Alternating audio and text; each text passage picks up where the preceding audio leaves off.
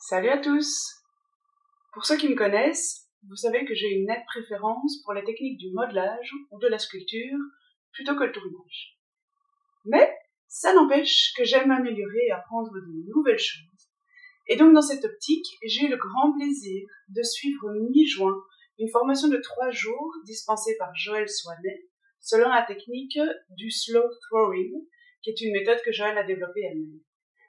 Cette formation m'a donné envie de partager avec vous 3 petits trucs et astuces pour faciliter votre approche du tournage. Alors, mon but dans cette vidéo n'est pas de donner un cours sur le tour, ça on en trouve déjà plein sur internet, ni même de faire de la concurrence déloyale à Joëlle, mais il y a certaines choses, à mon sens, sur lesquelles on n'insiste pas assez et qui pourtant peuvent tout changer. Avant de démarrer, sachez encore que cette vidéo n'est pas sponsorisée par Joëlle, mais certains points dont je vais parler ici, j'en ai pris conscience grâce à sa formation. Donc je la remercie pour ça et pour toutes les choses que j'ai apprises. D'ailleurs, si cela intéresse certains d'entre vous, je vous mets sous la vidéo le lien vers sa formation. Mais trêve de bavardage, entrons dans le vif du sujet. Première chose à savoir, toutes les terres ne se prêtent pas si bien au tournage. Pour ma part, j'ai démarré mon apprentissage au tour avec la FAM 5 de Solargile. C'est une faïence qui est géniale pour faire du modelage, mais par contre, ce n'est pas la meilleure terre pour apprendre à tourner. En tout cas, moi, j'ai eu beaucoup de mal. Si vous rencontrez aussi des difficultés avec votre terre, je vous propose 2 pistes de réflexion. La première, et celle-là je l'ignorais avant ma formation chez Joëlle, votre terre a peut-être ses préférences. Alors ce que je veux dire par là, c'est qu'elle est peut-être sensible au sens de rotation de votre tour. Si vous préparez votre terre selon la technique des cornes du bélier, votre terre tourne sur elle-même dans ce sens-ci. Du coup, lorsque vous la posez sur la girelle, ça peut être important de ne pas la mettre dans n'importe quel sens. Certaines terres peuvent être contrariées si vous les installez à l'envers ou à la perpendiculaire par rapport à leur sens de rotation. Envisagez donc cela lorsque vous vous installez devant votre tour et faites des tests pour voir ce qui convient mieux. Si cela ne suffit pas, la deuxième piste que je vous propose est de changer tout simplement de terre. Testez-en une autre. Pour ma part, je suis passée d'une faïence lisse à un grès légèrement chamoté. Je peux vous dire que ça a changé beaucoup de choses. Alors soyons honnêtes, je ne suis pas passée pro du tournage du jour au lendemain, mais malgré tout, tout a été beaucoup plus facile. Deuxième astuce, votre position est beaucoup plus importante que vous ne le pensez. Dans les cours que j'ai suivis et dans toutes les vidéos que j'ai pu voir sur internet, j'entends à chaque fois « ménagez votre dos ». Je ne peux être que d'accord avec cela, mais il y a un autre intérêt à votre position, trouvez une alternative à la force. Je m'explique. Pour ma part, je suis forte comme un chips et ça a longtemps été un problème pour tout le monde. Avec Joëlle, j'ai appris qu'un bon positionnement permet de tourner plusieurs kilos de terre avec très peu de force. Alors la question à 1000 balles, c'est quoi un bon positionnement qui permet de tourner sans force? Eh bien, c'est plusieurs choses qui, ensemble, permettent de valoriser mon poids plutôt que ma force. Un bon équilibre, un bon ancrage et un bon centrage. Un bon équilibre.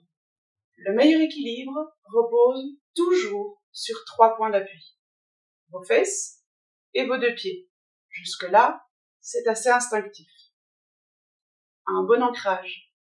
Vos coudes reposent sur vos genoux et le tout forme, depuis vos chevilles jusqu'à vos épaules, comme une poutre sur laquelle repose tout votre poids et qui vous relie au sol. Vous devriez presque sentir que les racines poussent sous vos pieds. Enfin, un bon centrage, et là, je parle de votre corps et pas de la terre. Votre nez doit se situer au-dessus du centre de la girelle. Si vous vous penchez sur le côté, comme on le fait instinctivement lorsqu'on tourne, eh ben c'est pas compliqué, vous allez vous déstabiliser. En ce qui me concerne, ce point en particulier a considérablement amélioré ma technique. Alors, évidemment, il faudrait plus de temps pour expliquer tout cela, et il y a aussi d'autres choses auxquelles il faut faire attention dans son positionnement. Mais si vous pouvez déjà prendre conscience de ces 3 points et chercher la position qui vous convient en les ayant en tête, eh bien je pense que vous avez déjà gagné en qualité de tournage et votre manque de force sera moins, voire plus du tout gênant. 3e et dernière astuce, la respiration. De nouveau, si vous vous intéressez au tournage, vous avez certainement déjà entendu « n'oublie pas de respirer ». Bien, mais comment ? Comment faire pour ne pas se mettre inconsciemment en apnée lorsqu'on est concentré sur ses premiers gestes au tournage ? Ici aussi, je vous propose 2 techniques. La première est de moi, la seconde est de Joël. Première technique, mettez-vous en mode repos, relaxation, méditation, appelez ça comme vous voulez. Pour ma part, je n'ai jamais eu de problème d'apnée lorsque je tourne, mais j'ai constaté que lorsque je suis devant mon tour, je ralentis instinctivement mon rythme comme si mon corps était au repos. Sachant qu'autour, les gestes sont lents, votre rythme cardiaque et votre respiration peuvent ralentir aussi. Si vous parvenez à ralentir votre respiration et à réduire son amplitude, vous inspirez et vous expirez moins d'air, vous constaterez qu'elle devient moins gênante et elle devrait s'automatiser sans que vous ayez besoin d'y penser. C'est donc une petite mise en condition à faire lorsqu'on s'assied devant son tour et après on n'y pense plus. L'autre solution consiste à aligner votre respiration sur vos gestes. Ça fonctionne aussi très bien, mais il faut penser à 2 choses. La première, c'est de souffler avec votre gorge, comme pour vous réchauffer les mains ou faire de la buée. Ça va permettre de garder votre respiration sous contrôle.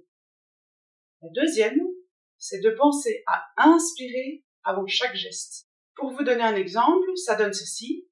J'inspire et je souffle en montant la quille. Toujours en soufflant avec la gorge. Ou encore, j'inspire et je fais une montée de terre. Il faut juste penser à commencer à souffler et après ça suit tout seul. Et vous allez voir qu'en synchronisant votre respiration avec vos gestes, respirer ne devrait plus vous poser de problème. Voilà. Comme je vous le disais en début de vidéo, le but n'était pas de vous donner un cours à propos du tournage, mais de vous donner quelques petits trucs pour l'aborder plus facilement. J'espère que ça vous a été utile.